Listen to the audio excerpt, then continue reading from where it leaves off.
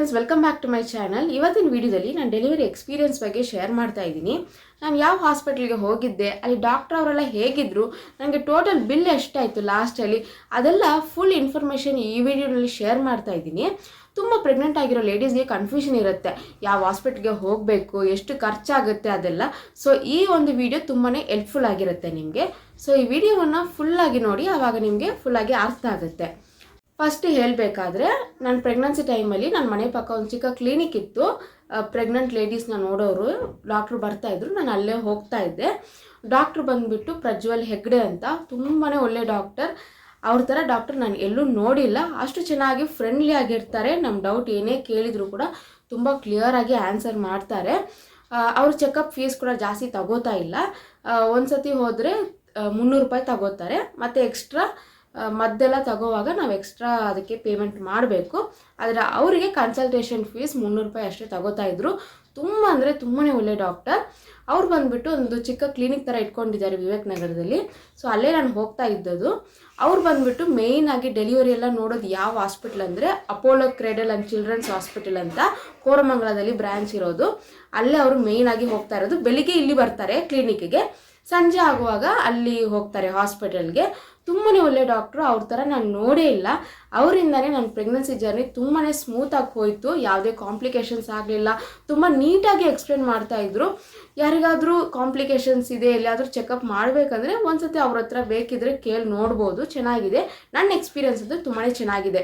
So ಅವ್ರ ಹತ್ರ ನಾನು ಚೆಕಪ್ಗೆ ಹೋಗ್ತಾ ಇದ್ದ ಕಾರಣ ನಾನು ಡೆಲಿವರಿಗೆ ಕೂಡ ಆ ಹಾಸ್ಪಿಟಲ್ನೇ ನಾನು ಸೆಲೆಕ್ಟ್ ಮಾಡಿಕೊಂಡೆ. ಯಾವುದಂದರೆ Apollo cradle children's hospital Koramangala ಬ್ರ್ಯಾಂಚಲ್ಲಿ ಇರೋದು. ಫಸ್ಟೇ ಹೋಗ್ಬಿಟ್ಟು ನಾವು ಬುಕ್ಕಿಂಗ್ ಎಲ್ಲ ಮಾಡ್ಕೊಂಡು ಬಂದ್ವಿ ಡೆಲಿವರಿ ಟೈಮ್ 1 ವಾರಕ್ಕೆ ಮುಂಚೆನೇ. ಸೊ ಆವಾಗ ನಮಗೆಲ್ಲ ಪ್ಯಾಕೇಜ್ ಎಲ್ಲ ಎಕ್ಸ್ಪ್ಲೇನ್ ಮಾಡಿದರು, ಇಷ್ಟಿಷ್ಟು ರೇಟ್ ಆಗುತ್ತೆ, ಅಷ್ಟಿಷ್ಟು ರೇಟ್ ಆಗುತ್ತೆ ಅಂತ. ಅಪೋಲೋ ಹಾಸ್ಪಿಟಲದಲ್ಲಿ ನಾರ್ಮಲ್ಗೂ ಸಿ ಸೆಕ್ಷನ್ಗೂ ಒಂದೇ ಅಮೌಂಟ್ ನೀವು ಪೇ ಮಾಡಬೇಕು. ಕೆಲವು ಹಾಸ್ಪಿಟ್ಲಲ್ಲಿ ನಾರ್ಮಲ್ಗೆ ಕಮ್ಮಿ ಇರುತ್ತೆ, ಸಿ ಸೆಕ್ಷನ್ಗೆ ಜಾಸ್ತಿ ಇರುತ್ತೆ. ಆದರೆ ಅಪೋಲೋ ಹಾಸ್ಪಿಟ್ಲಲ್ಲಿ ಆ ಥರ ಇಲ್ಲ, ಎರಡಕ್ಕೂ ಒಂದೇ ಪೇಮೆಂಟ್ ಇರುತ್ತೆ. ಮತ್ತು ಪ್ಯಾಕೇಜ್ ಎಲ್ಲ ಬೇರೆ ಬೇರೆ ಇರುತ್ತೆ. ನಿಮಗೆ ಟ್ವಿನ್ನಿಂಗ್ ರೂಮ್ ಅಂದರೆ ಶೇರ್ ಮಾಡೋವಂಥ ರೂಮ್ಗೆ ಕಮ್ಮಿ ಇರುತ್ತೆ. ಮತ್ತು ಲಕ್ಸುರಿ ರೂಮು, ಅದರ ಬೇರೆ ಬೇರೆ ರೂಮ್ ಇರುತ್ತೆ. ಅದ್ರ ಮೇಲೆ ನಿಮಗೆ ಪ್ಯಾಕೇಜ್ ಕೂಡ ಬೇರೆ ಬೇರೆ ಇರುತ್ತೆ. ಜಾಸ್ತಿ ರೇಟ್ ಇರೋದು, ಕಮ್ಮಿ ರೇಟ್ ಇರೋದು, ಅದೆಲ್ಲ.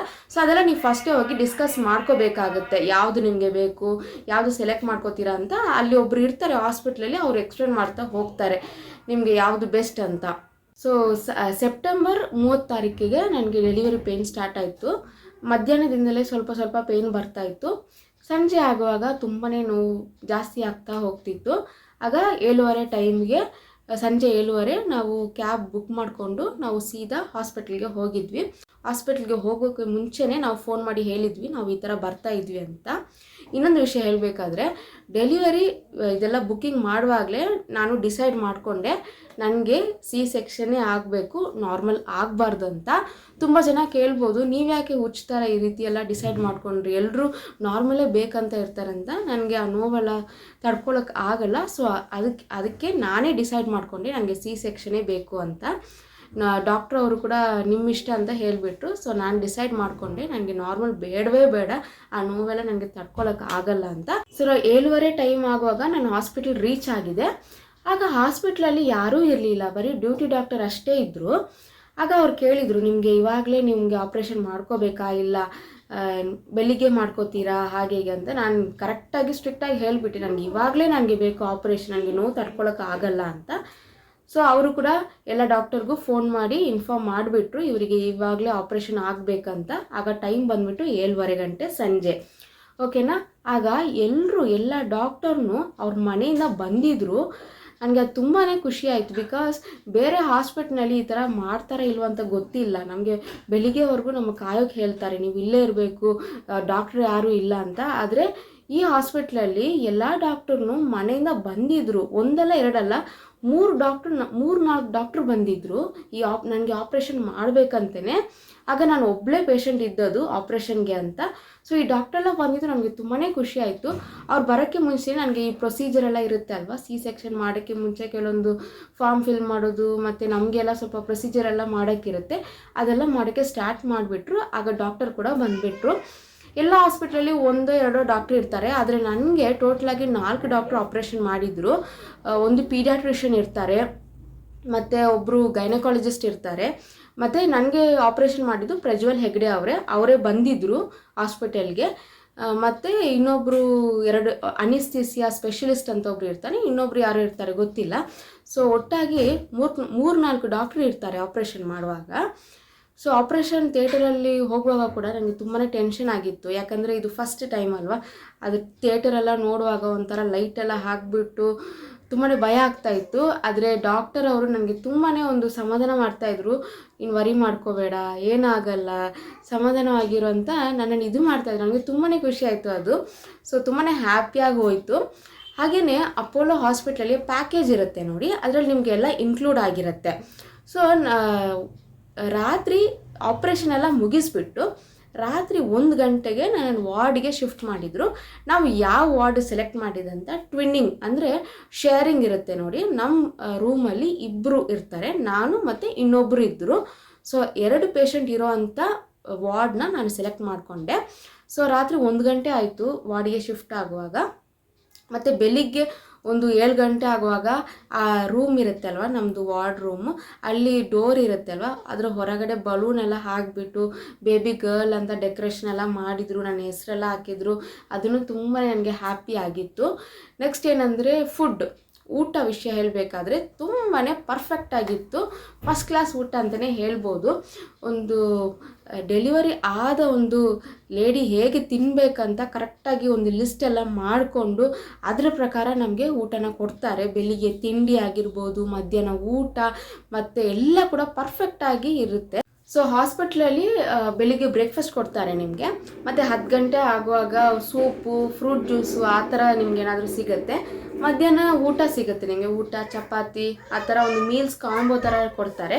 ಮತ್ತು ಸಂಜೆ ಆಗುವಾಗ ಸ್ನ್ಯಾಕ್ಸ್ ಕೊಡ್ತಾರೆ, ಏನಾದರೂ ಅವಲಕ್ಕಿ ಆ ಥರ ಏನಾದರೂ ಸ್ನ್ಯಾಕ್ಸ್ ಕೊಡ್ತಾರೆ. ಮತ್ತು ರಾತ್ರಿ ಆಗುವಾಗ ಊಟ ಚಪಾತಿ ಊಟ ಆ ಥರ ಮೀಲ್ಸ್ ಕಾಂಬೋ ಸಿಗುತ್ತೆ. ತುಂಬಾ ಚೆನ್ನಾಗಿತ್ತು, ಕ್ವಾಲಿಟಿ ಕೂಡ ತುಂಬಾ ಚೆನ್ನಾಗಿತ್ತು. ಸೊ ಊಟದಲ್ಲಿ ಏನೇ ಪ್ರಾಬ್ಲಮ್ ಇರಲಿಲ್ಲ, ಫಸ್ಟ್ ಕ್ಲಾಸ್ ಆಗಿತ್ತು. ನೆಕ್ಸ್ಟ್ ಹೇಳಬೇಕಾದ್ರೆ ವಾರ್ಡ್ ರೂಮ್ ಎಲ್ಲ ಟಾಯ್ಲೆಟು ಅದೆಲ್ಲ ಸೂಪರ್ ಆಗಿತ್ತು, ಕ್ಲೀನ್ ಆಗಿತ್ತು. ಮೇಯ್ನಾಗಿ ಆಯಮ್ಮ ಇರ್ತಾರೆ ನೋಡಿ, ತುಂಬಾ ಫ್ರೆಂಡ್ಲಿ ಆಗಿರ್ತಾರೆ, ನಮ್ಮನ್ನು ಹೆಲ್ಪ್ ಮಾಡೋಕ್ಕೆ ತುಂಬಾ ಬರ್ತಾರೆ. ಕೆಲವು ಹಾಸ್ಪಿಟ್ಲಿಗೆ ಬೈಕೊಂಡಿರ್ತಾರೆ, ಏನಾದರೂ ಕೇಳಿದರೆ ಒಂಥರ ಮಾತಾಡ್ತಾರೆ. ಆದರೆ ಈ ಹಾಸ್ಪಿಟ್ಲಲ್ಲಿ ಆಯಮ್ಮ ಅವರು ತುಂಬಾ ಫ್ರೆಂಡ್ಲಿ ಆಗಿದ್ದರು. ನಾನು ವಾರ್ಡಿಗೆ ಬರುವಾಗ 1 ಗಂಟೆ ಆಗಿತ್ತು ರಾತ್ರಿ. ಬೆಳಿಗ್ಗೆ 8 ಗಂಟೆ ಆಗುವಾಗ ಎಲ್ಲ ಆಯಮ್ಮ ಅವರು ಬಂದಿದ್ದರು, ನನ್ನ ನಡೆಯೋಕ್ಕೆ ಹೆಲ್ಪ್ ಮಾಡ್ತಾಯಿದ್ರು.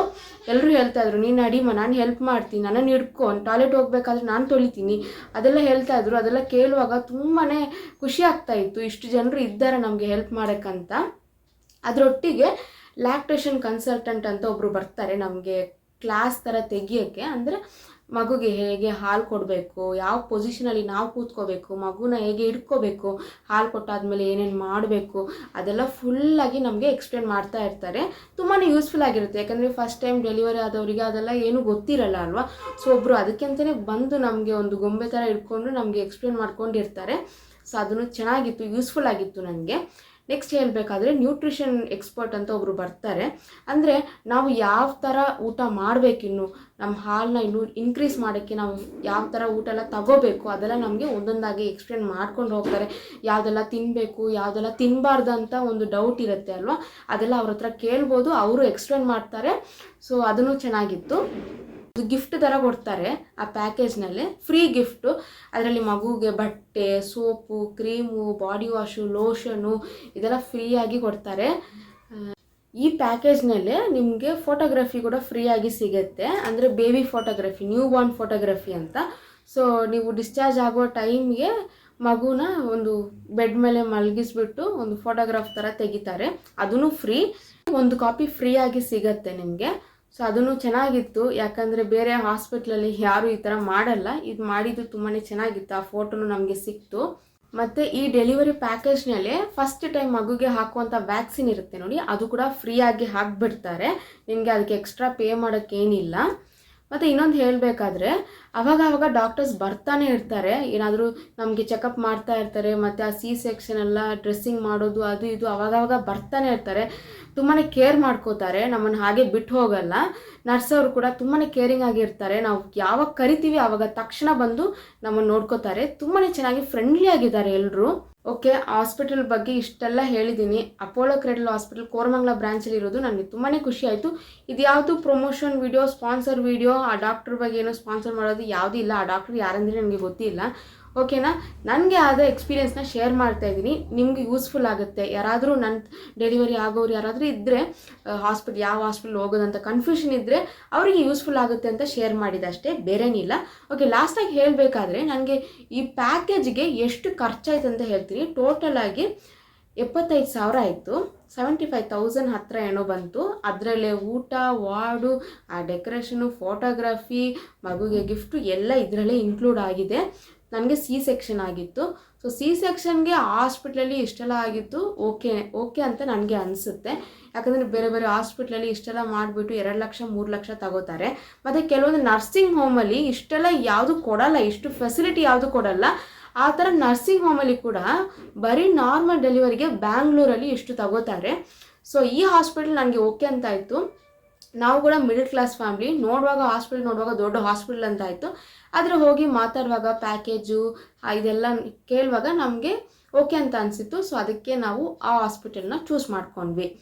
ಓಕೆ ಫ್ರೆಂಡ್ಸ್, ನಿಮಗೆ ಬೇರೆ ಏನಾದರೂ ಇನ್ಫಾರ್ಮೇಷನ್ ಬೇಕು, ನನ್ನ ಹತ್ರ ಕೇಳಬೇಕಂದ್ರೆ ನೀವು ಕಮೆಂಟ್ ಮಾಡ್ಬೋದು, ಇಲ್ಲಾಂದರೆ ನನಗೆ ಮೇಲ್ ಮಾಡ್ಬೋದು.